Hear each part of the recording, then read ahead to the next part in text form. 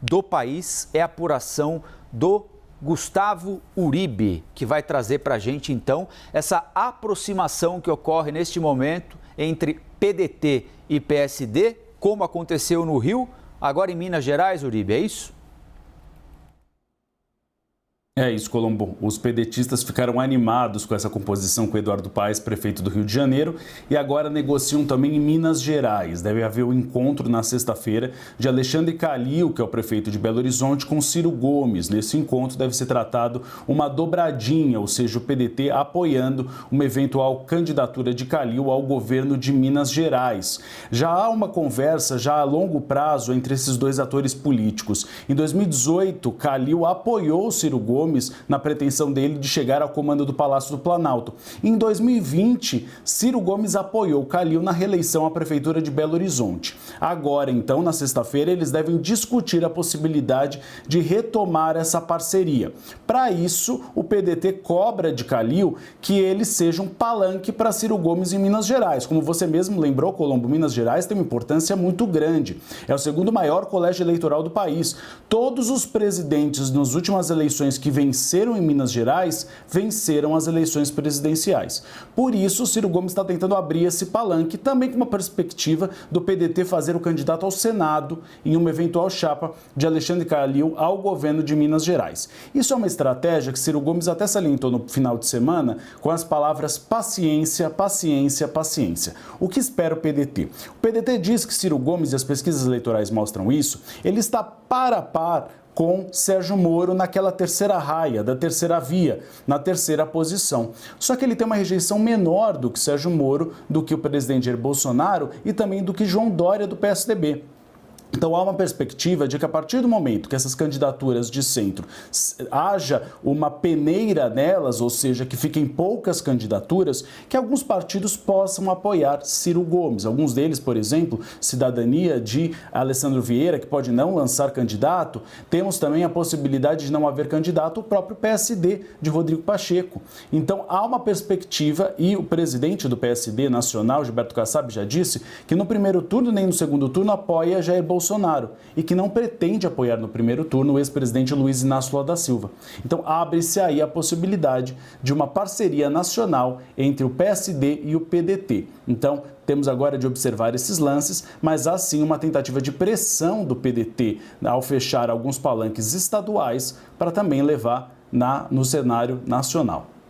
Agora, Uribe, eu queria te perguntar o seguinte: a gente viu o movimento no Rio de Janeiro de aproximação do PSD com o PDT, agora há esse ensaio em Minas Gerais, são dois colégios eleitorais super importantes para o país, não é?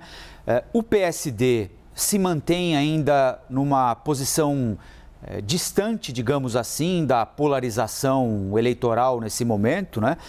Ainda há uma aposta, o presidente do partido, Gilberto Kassab, diz que vai esperar até março, a posição do presidente do Senado, Rodrigo Pacheco, também sinaliza com a possível filiação do Eduardo Leite, com a possível filiação do Paulo Artung, ou seja, ele vai namorando possibilidades de uma candidatura do PSD.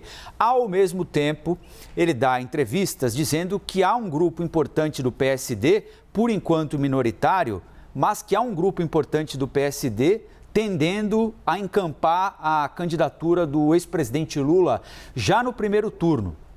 Ao mesmo tempo, há essa aproximação do PSD com adversários de Lula importantes em dois dos maiores colégios eleitorais do país, Minas e Rio de Janeiro. Você é aqui de São Paulo, começou sua carreira em São Paulo, assim como eu que estou aqui até hoje, cobrimos muito política local e conhecemos Gilberto Kassab muito bem, não dá ponto sem nó. Ele está beijando todos os santos possíveis e imagináveis, não é isso, Uribe? Para chegar aonde? Olha, para chegar ao valor de passe maior na possibilidade de uma condução e composição em um futuro governo. Eu lembro um episódio que mostra bem quem é Gilberto Kassab, que é considerado um dos articuladores, um dos melhores articuladores dos bastidores. Gilberto Kassab era ministro da ex-presidente Dilma Rousseff e ele seguiu ministro após o impeachment no ministério de Michel Temer, ou seja, é alguém que sabe negociar, tem o pragmatismo dos partidos do Centrão. Em São Paulo ele está muito ligado ao PSDB, foi inclusive vice de José Serra quando era prefeito de São Paulo e assumiu a prefeitura de São Paulo. O que ele pretende agora? Claro, uma das intenções iniciais do PSD era ser vice do ex-presidente Luiz Inácio Lula da Silva. Como o caldo entornou, ou seja, você tem agora um acordo mais próximo do PSB, Gilberto Kassab acha que nesse primeiro turno não é bom você fechar um acordo, porque o PSD pode ficar na lanterna, ele pode ficar alijado de uma grande composição para a formação da esplanada dos ministérios. Então o que ele pretende agora? Isso dizem alguns aliados dele, valorizar o passe. Ou seja, chegar com um candidato, apoiando o candidato, seja Ciro Gomes, seja Rodrigo Pacheco, seja João Dória, algum candidato no primeiro turno. No segundo turno, então, ele se oferece como a noiva, ou seja, como um partido que pode fazer a diferença numa disputa de segundo turno. E aí sim você tem as negociações. Negociação para que o PSD tenha bastante espaço na esplanada dos ministérios, negociação para que o PSD tenha cargos e postos importantes no Congresso Nacional.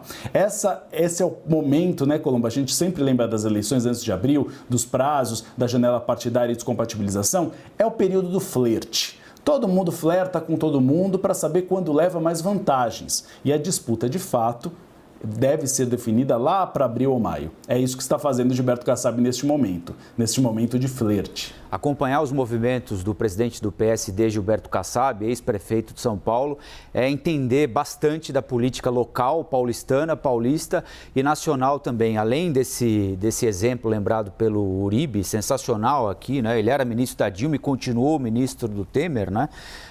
Tem também um episódio curiosíssimo, um dos primeiros e principais aliados do ex-prefeito de São Paulo na formação do PSD foi Guilherme Afife Domingos, né? Que ele indicou para ser vice do então candidato a governador, depois vitorioso nas eleições, Geraldo Alckmin, com quem Gilberto Kassab havia se desentendido na eleição municipal de 2008. Mas, enfim, ele indica o Guilherme Afife é eleito vice-governador de São Paulo na chapa do Geraldo Alckmin e pouco tempo depois ele é chamado para ser ministro da ex-presidente Dilma Rousseff, aquele Ministério da Micro e Pequena Empresa. E como não há demissão de vice-governador e ele não renunciou ao cargo, Guilherme Afife Domingos era, ao mesmo tempo, vice-governador eleito de São Paulo, na chapa de um governador do PSDB, que naquele momento era o grande adversário do PT, e ao mesmo tempo era ministro do PT, era ministro da ex-presidente Dilma Rousseff. E Kassab se viabilizou como vice-prefeito de São Paulo, ele surge, né, para a política, ele sempre foi deputado estadual, vereador, deputado federal, mas surge para a política também numa manobra muito interessante, porque quando o Serra era candidato a prefeito em São Paulo, ele fechou aliança com o Democratas e naquele momento queria o Lars Grael, esportista, que se lançou político, como vice na chapa. E Gilberto Kassab era o presidente do PFL na época em São Paulo, né? Ele fez porque fez, Serra não queria, acompanha aquele processo muito de perto, não queria Kassab como vice. Kassab se viabilizou, se transformou num dos grandes amigos de José Serra, eles têm uma amizade perpétua e permanente até hoje, assume a prefeitura de São Paulo sem que ninguém o conhecesse, 1 ano e 3 meses depois do início do mandato, porque o Serra renunciou para ser candidato. E a partir daí, a história está feita, ele construiu o PSD, um dos grandes partidos políticos do Brasil, que surgiu, não é, Uribe, ali para tentar, no governo Dilma, para tentar diluir um pouco a dependência da base da ex-presidente Dilma do MDB, né? Formar um outro grande partido. E ele até serviu para isso, mas no mesmo momento que entendeu que a história não servia mais para ele, ele migrou para o mandato, digamos assim, do ex-presidente Temer. É uma história muito curiosa mesmo, mas enfim, reminiscências aqui, meu caro Gustavo Uribe.